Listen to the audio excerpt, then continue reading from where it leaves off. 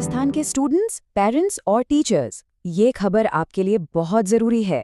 राज्य के स्कूली पाठ्यक्रम में एक बड़ा फेरबदल होने जा रहा है। चलिए समझते हैं कि इसका मतलब क्या है। तो सबसे पहला और बड़ा सवाल यही है कि आखिर बदल क्या रहा है।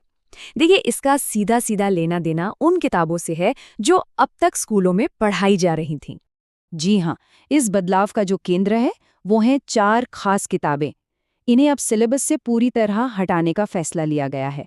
मतलब ये विषय अब उस तरह से नहीं पढ़ाए जाएंगे जैसे अब तक पढ़ाए जा रहे थे।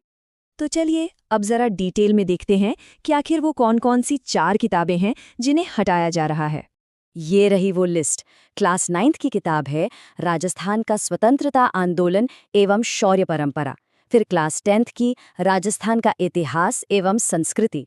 और इसके साथ ही क्लास 11th और 12th दोनों में चलने वाली किताब आज़ादी के बाद का स्वर्णिम भारत, मतलब इसके पार्ट 1 और पार्ट 2 दोनों को ही बंद कर दिया गया है।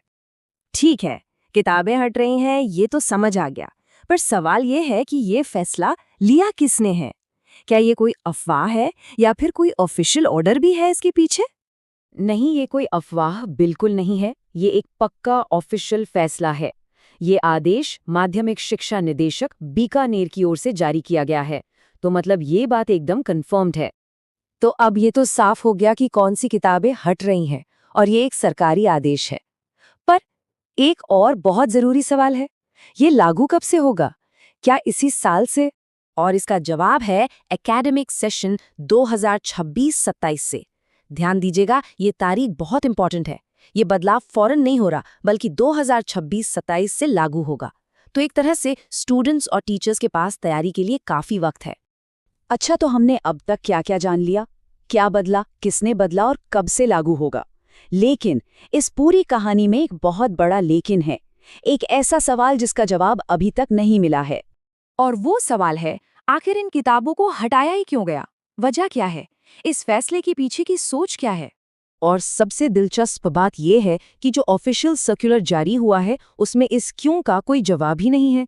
जी हाँ, सर्कुलर में कहीं भी ये नहीं बताया गया है कि इन किताबों को हटाने की वजह क्या है। इस पर वो दस्तावेज पूरी तरह से खामोश है। तो ये पूरी बात हमें एक बहुत बड़े सवाल पर लाकर छोड़ देती है।